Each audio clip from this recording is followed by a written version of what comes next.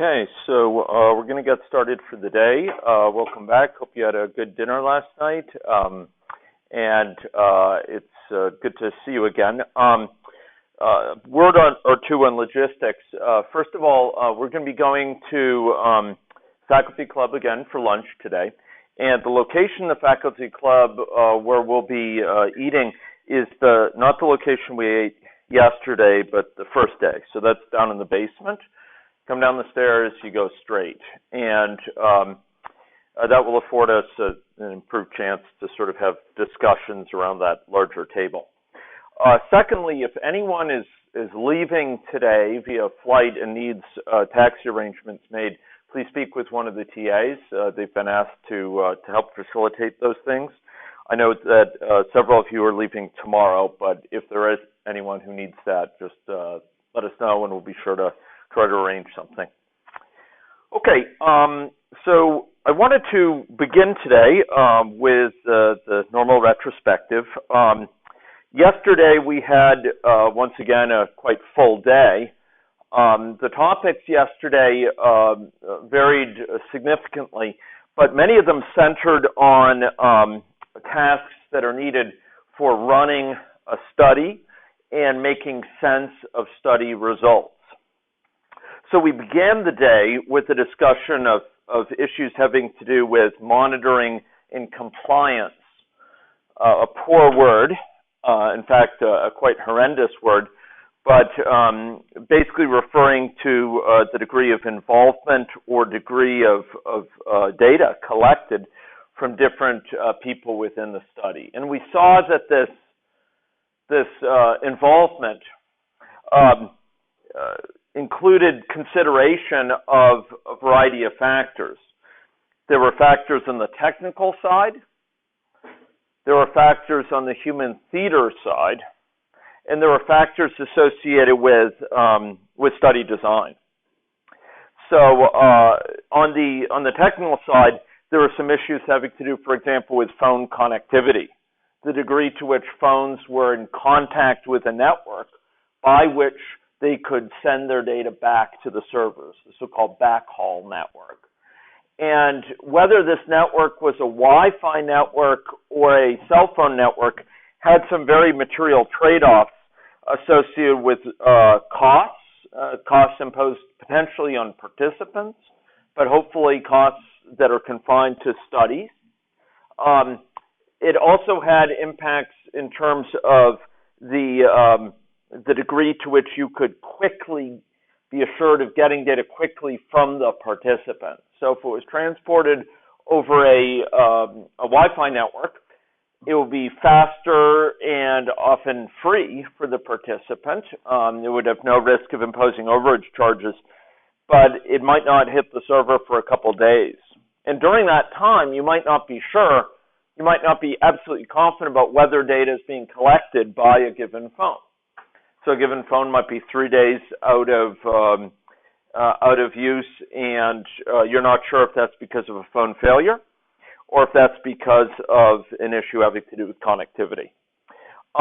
There were also technical risks associated with failures of phone components, battery being the most notable one that slowly degrades, but also things like particular sensors. And on the human theater side, much of the issue having to do with involvement or compliance are factors related to participant motivation, and there's in the technical issue. So if the phones are exhibiting poor battery life, if they are burdensome for a user to interact with, if there's something going wrong and error messages are coming up, that may dissuade the user from keeping the app installed. If you've given out a phone to people, which is, again, not the dominant form that we anticipate going forward, but it is a mode of operation that could be important for certain groups, certain subgroups, then they may stop carrying the phone. And in general, people tend to carry devices that confer great value to them. So it's much better to deal with a person's own phone than it is to deal with a third-party device you've given to them. Those are some factors affecting this degree of data collected by a person. There are others. We talked about, in terms of study design, the role of incentives, providing people with incentives to report back data that's more complete, rewarding people for the fraction of questionnaires that they answer, providing people with extra financial incentive to answer questions consistently. These are different modes we've experimented with and found very helpful for our studies, and they're types of study design principles that might apply for yours as well. In general, the duration of a study makes a big difference. Often people are extra motivated for the first few days. It's a novelty, and there may be Hawthorne effects. There may be effects that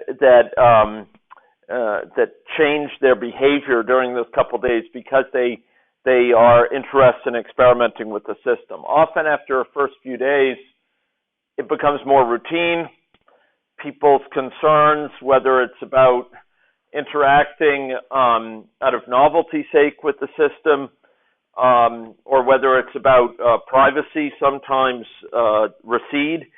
And often you get a better picture of sort of what's happened over time with that person than you would in the first day or two. So these were some of the considerations that came up in compliance and monitoring. But in order to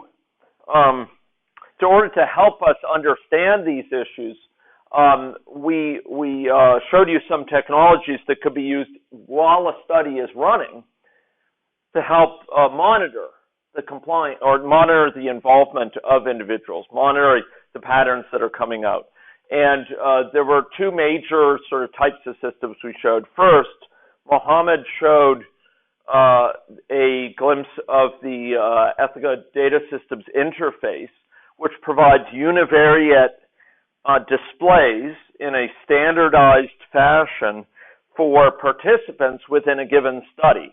So if you are an administrator of that study, you can easily monitor the behavior of certain key indicators. Not the only indicators you want to look at, but certain ones that might alert you to missing data, might alert you to participant phone malfunction, or might alert you to participants that may need to be nudged to carry their devices or to keep them charged or what have you.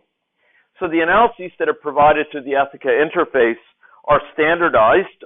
You can log in and see them at any point, and as the data comes in from the phones and gets processed, it'll be reflected in those graphs. You would not turn to those graphs for research insight typically, but you might turn to them for giving you a heads up on sort of study management issues. The second tool we looked at was one that many of the groups ended up deploying in the afternoon, and that was Tableau. So you were using Tableau to look at some of the data that had been collected for your particular studies, to sort of see some of the patterns that had come out during that first day or so of operation.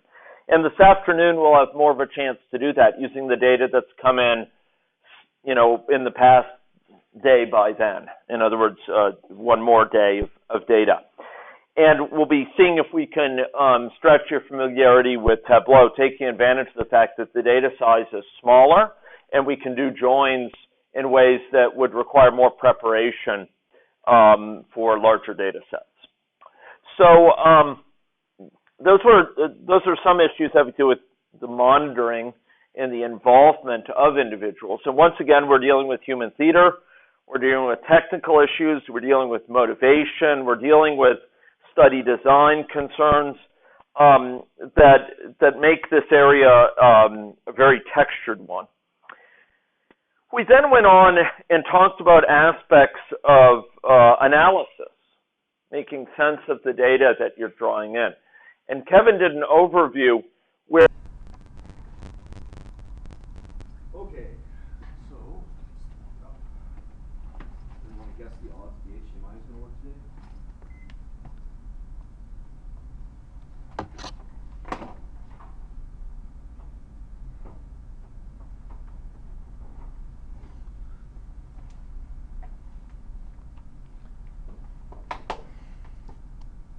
So, to some extent, the first day was about getting data. And the second day was about dealing, at least at the first cut level, with that data once you